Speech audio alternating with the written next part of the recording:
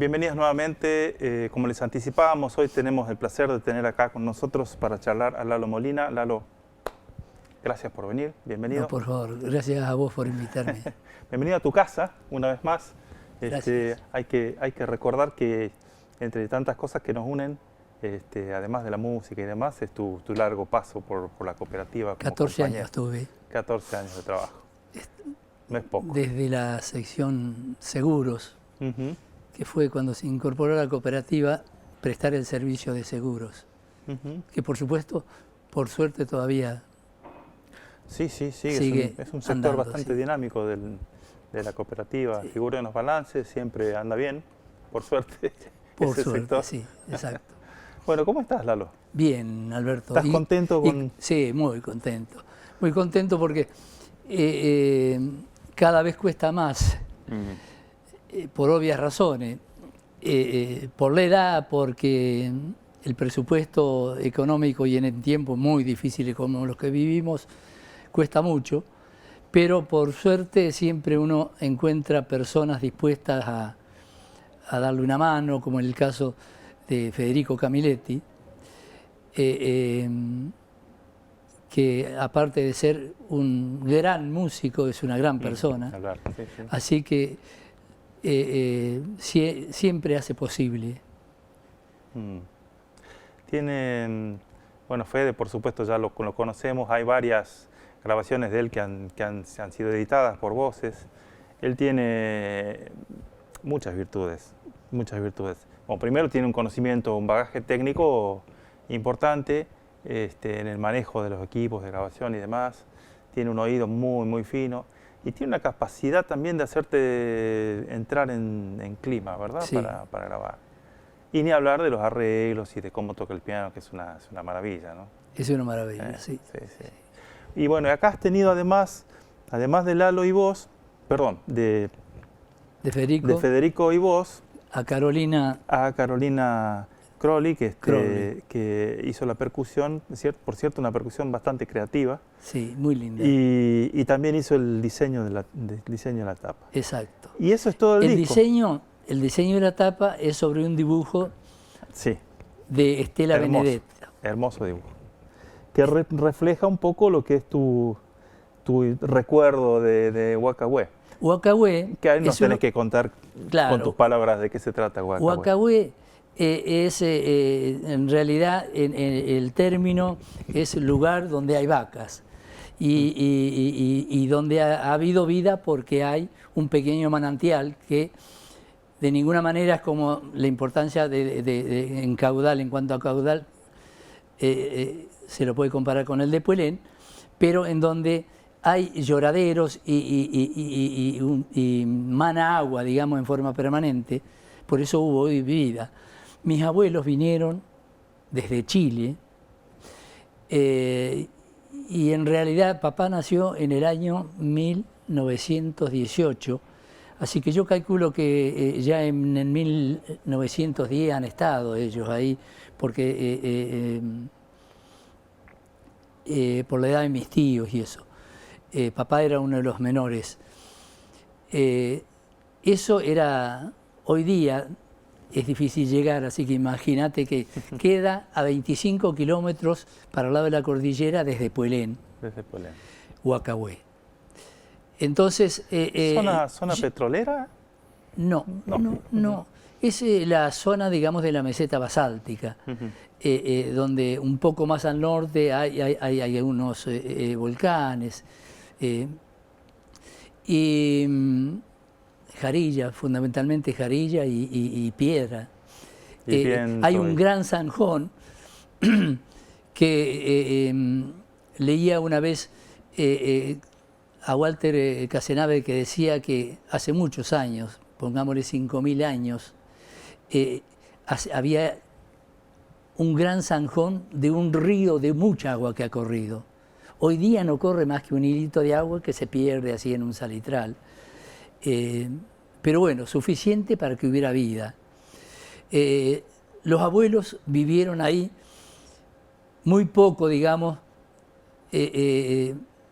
muy poco tiempo. No sé a qué edad vino de Chile el abuelo, pero murió cuando papá tenía 7 años. Y mi abuela, Eloísa Cerda, murió cuando papá tenía 2 años. Así que yo hablaba mucho y por más que mi padre no quería ponerme traba, pero tenía cierta dificultad porque él en realidad no los había conocido tampoco, los abuelos. 7 y 2 años la mamá, ¿qué se puede contar de los padres? Lo que dijeron los hermanos. En lugares tan desérticos, en donde la palabra era muy medida en todo, se hablaba muy poco, digamos. Así que lo que supe de ellos, no tengo ninguna foto, por supuesto. Entonces, esta fue una manera, siempre pensé en...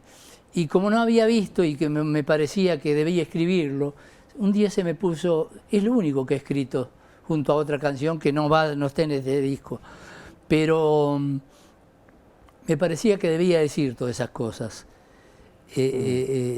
Contar que era aquello, contar, digamos, y donde se habla de orfandad es porque los hermanos mayores criaron a todos los hermanos menores. Sí. Era una familia grande, eran 5 mujeres y 3 varones. Tío Juan Molina era el mayor, un poco quedó ala.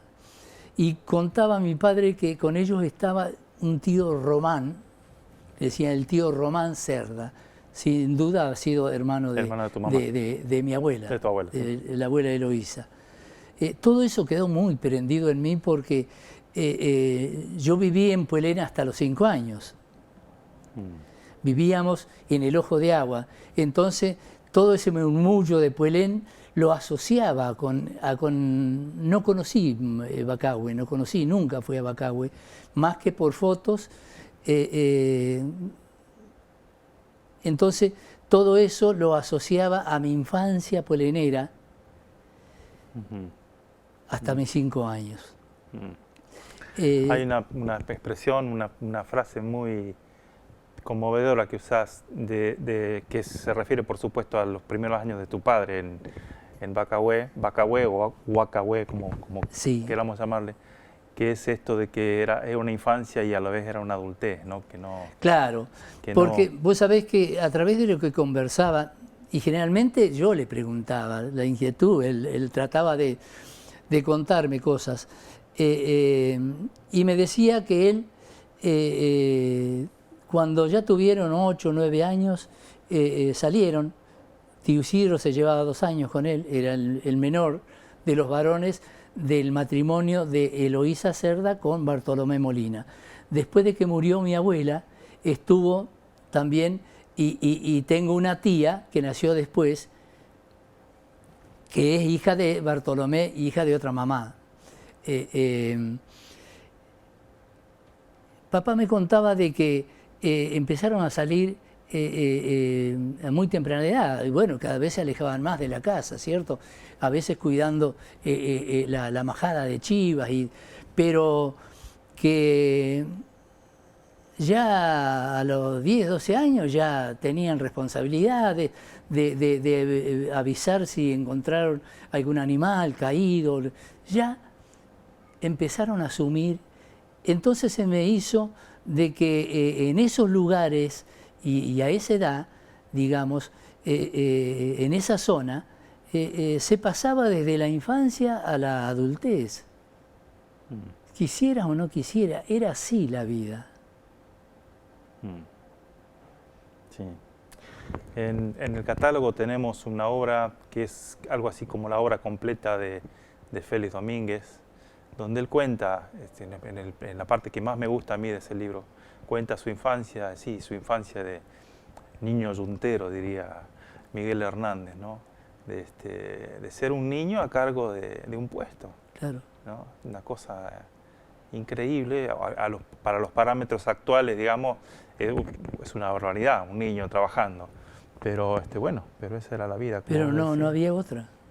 Todos tenían que colaborar, y en este caso fíjate que quedaron huérfanos tan chicos, porque creo que mi tío mayor tendría 17, 18 años cuando murió su padre. Y pudieron hacerse cargo de una economía, por supuesto, sí, una economía muy rudimentaria, ¿no? Por supuesto. Hecha, digamos, la alimentación en base a leche de cabra, leche y a carne.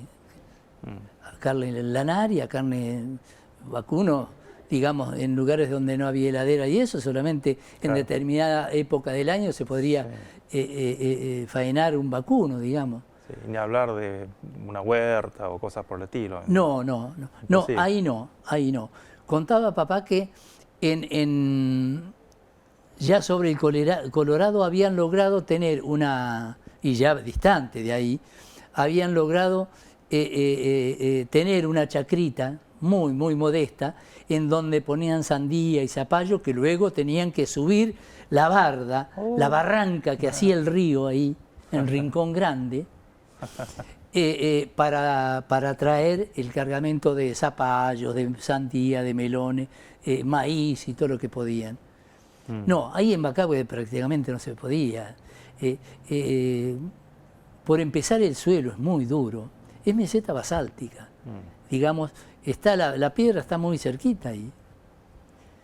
Y el retumbar, suponete vos, yo hago, y lo digo ahí, que el retumbar de caballo en la noche, de los cascos, se escucha clarito y quizás a varios kilómetros, pero se escucha porque está ahí nomás, digamos, la meseta basáltica.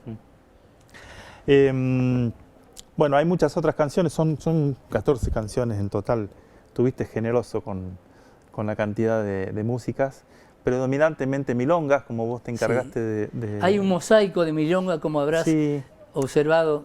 Pero la milonga tiene una riqueza, ¿no? Sí, sí. Además, como acá usaron la percusión creativamente, como ya dije, en algunos casos, digamos, la milonga se va casi como para otro lado, ¿no? Hay, por ejemplo, para Don Roque Valdés de Morisoli, hay un trabajo de percusión ahí que parece electrónico. Claro, yo inicio eso con una introducción que se parece mucho a los punteos que hacen los payadores.